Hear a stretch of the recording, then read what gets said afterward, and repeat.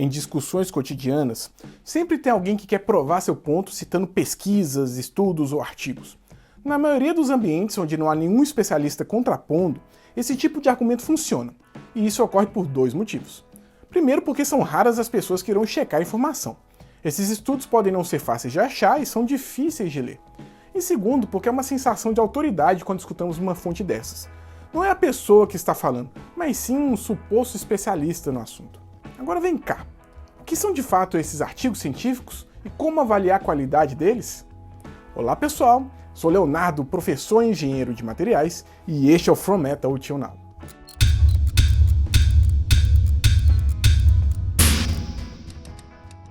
As revistas científicas, os chamados journals, são periódicos especializados em determinados temas, que têm a intenção de promover o progresso do conhecimento científico da área. Para publicar nesse tipo de revista, o autor deve submeter o artigo com os estudos realizados a partir de uma base sólida na literatura já existente, utilizando de metodologia científica clara, reproduzível e com uma análise aprofundada dos resultados obtidos. Nesse tipo de texto, nada é feito simplesmente tirado da cabeça.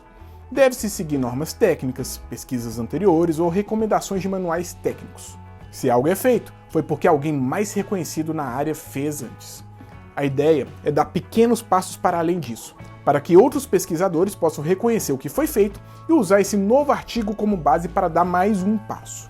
Para conferir se esses critérios estão sendo atendidos e se sua pesquisa é relevante o suficiente, antes de publicado, o artigo é revisado por 3 especialistas da área, que podem recusar seu trabalho, sugerir mudanças significativas, sugerir mudanças pontuais ou solucionar dúvidas acerca dos resultados ou da metodologia usada. Sendo assim, quando temos um artigo científico publicado, ele foi amplamente embasado, revisado e apurado. Ainda assim, um artigo não é absoluto, ele pode ser refutado posteriormente. Além disso, muitas vezes temos a publicação de resultados já estabelecidos, ou até de resultados ruins, que ainda assim não deixam de ser resultados. O importante é entender que nem todas as revistas aceitam esses tipos de trabalho. Algumas revistas, as melhores, publicam só o que há de mais avançado no setor. Elas se mantêm mais relevantes assim. Publicar nessas revistas é extremamente difícil e caro. Exige análises rebuscadas e técnicas altamente especializadas que não são triviais de serem feitas, especialmente no Brasil, por falta de verba para aquisição de equipamentos, insumos, para o salário dos pesquisadores, para realizar uma pesquisa em campo, enfim. Mas isso é assunto de outro vídeo. Então curta, fique ligado que talvez um dia eu fale um pouquinho mais sobre isso. Mas seguindo, é interessante, especialmente para futuros pesquisadores, entender como que se avalia a relevância de uma revista e, consequentemente, as de suas publicações. Apesar de nenhum ranqueamento ser perfeito, eles são bons indicativos para que possamos escolher onde publicar os nossos trabalhos e também quais trabalhos iremos referenciar. O tipo de avaliação mais comum feita é o fator de impacto. Vamos lá. Como explicado, queremos publicar artigos científicos que serão base para novos artigos científicos para que a ciência avance. Uma revista com maior fator de impacto indica que seus artigos tiveram uma taxa de citação maior, o que a torna mais relevante. O cálculo é relativamente simples. Para saber o fator de impacto de uma revista em 2021, analisamos todas as vezes que os artigos publicados por essa revista nos anos de 2019 e 2020 foram citados em artigos de 2021. Pegamos esse valor e dividimos pelo número total de artigos citáveis que ela publicou nesse período.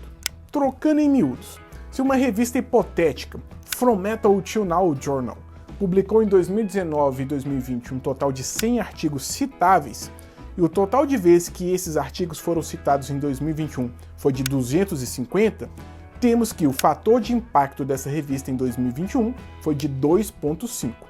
Notem que esse fator de impacto significa que, em média, cada artigo foi citado 2,5 vezes. Porém, em uma análise quantitativa, alguns artigos podem ter sido mais citados e outros podem ter nenhuma citação. E esse é um dos problemas na simples análise do fator de impacto. Uma publicação de destaque pode fazer o impacto de um periódico menos relevante subir substancialmente. Outro problema é que esse índice inclui autocitações, ou seja, é considerado as publicações da revista que citam outras publicações da mesma revista, o que pode induzir a revista a aceitar artigos que citem mais artigos dela própria. Por mais que seja possível achar o fator de impacto sem autocitação, muitas vezes isso não é feito. Outra crítica importante desse índice é que a relevância dele é dada majoritariamente por artigos e publicações em inglês. por ser um idioma que tem uma distribuição internacional maior, sendo acessados e citados por mais pessoas. Pesquisas relevantes, mas que têm uma abrangência local, publicadas em português, por exemplo, tendem a ter um fator de impacto menor. Então revistas menores, especialmente de língua não inglesa, acabam sendo negligenciadas e têm dificuldade para ganhar relevância. E é também importante ponderar que, para avaliar um fator de impacto como positivo ou negativo, deve-se considerar a área. Existem áreas que possuem uma comunidade acadêmica maior, como nas ciências exatas ou ciências médicas, que tendem a ter revistas com fator de impacto mais elevado. Para outras áreas, o fator de impacto médio pode ser bem mais baixo. Dado esse contexto, existem outros medidores de relevância de uma revista. Um método relativamente novo é o Eigenfactor. Em seu cálculo é levado em consideração não só citações diretas, mas também a qualidade das revistas que estão fazendo as citações. Além disso, esse fator de avaliação considera as particularidades de cada área, dado que, para diferentes áreas, o mesmo número de citações pode ser mais ou menos relevante. Outro ponto interessante é que essa análise é feita por um período de 5 anos, diferente dos 2 anos feitos normalmente no fator de impacto convencional. E isso é legal porque alguns eixos científicos o tempo médio para publicação é maior, então demora-se mais para que um artigo seja citado. E é pensando principalmente nisso que existe também o CiteScore, que é uma métrica de avaliação que considera o número de artigos citados em 4 anos, dividido pelo número de artigos publicados nesses mesmos 4 anos. Desse modo, essa métrica considera tempo suficiente para que uma publicação atinja seu pico de citações, ao mesmo tempo que inclui os artigos do próprio ano de publicação, ou seja, artigos que não terão tempo hábil para serem citados, gerando um histórico mais sólido da revista. Além disso, o CiteScore apresenta abertamente um dado percentual relativo à área da revista, ou seja, além da métrica, é também atribuído um ranking da revista por área. Por exemplo, a revista Acta Materialia, nos anos de 2018, 2019, 2020 e 2021, teve 43.974 citações dos seus 3.106 artigos publicados nesses mesmos anos. Sendo assim, seu CiteScore é de 14.2 e sua porcentagem para a área Ciência dos Materiais, subárea Metais e suas ligas, é de 97%. Ou seja, ela é mais bem ranqueada que 97% das outras revistas da mesma área que estão indexadas na base Scopus, que é onde se utiliza o CiteScore. No Brasil, uma ferramenta que pode ser utilizada para avaliar a relevância de uma determinada revista para uma área específica é o Qualis Periódicos, que foi criada para a avaliação dos nossos programas de pós-graduação.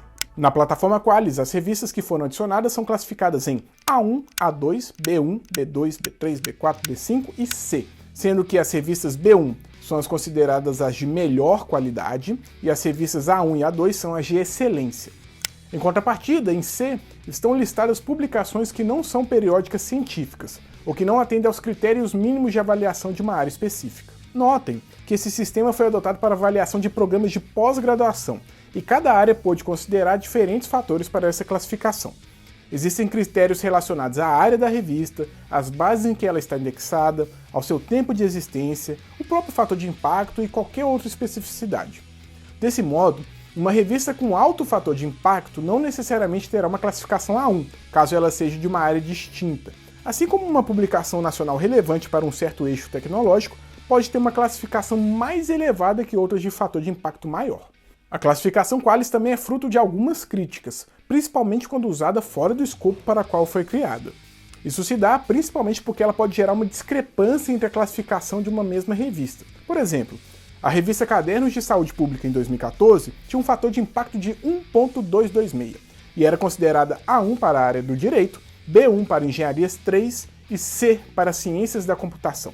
Além disso, essa ferramenta muitas vezes é usada em uma análise de currículo ou avaliação de professores, sendo que, pela natureza da formulação da ferramenta, é difícil padronizar esse tipo de avaliação.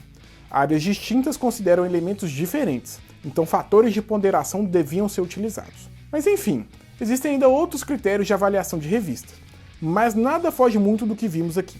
Há também critérios de avaliação dos pesquisadores, que é tema para um vídeo futuro. O mais importante disso tudo é notar que essas publicações revisadas por pares são muito criteriosas e sérias, e de fato, quando alguém cita verdadeiramente alguma delas, deve-se atentar para a informação, mas sempre com senso crítico. De artigo em artigo, o conhecimento do mundo avança, o que não significa que não haverá erros, mas nessas próprias revistas virão as soluções. Enquanto a ciência avança, não podemos ficar presos a estudos refutados, por mais que os dinossauros sem penas sejam muito mais maneiros no cinema. Curtiu? Mostre o vídeo para o seu amigo citador de artigos. Caso queira conhecer mais sobre metalurgia e materiais e um pouco da minha trajetória, além de seguir o canal, visite o site. Então é isso, pessoal. Grande abraço!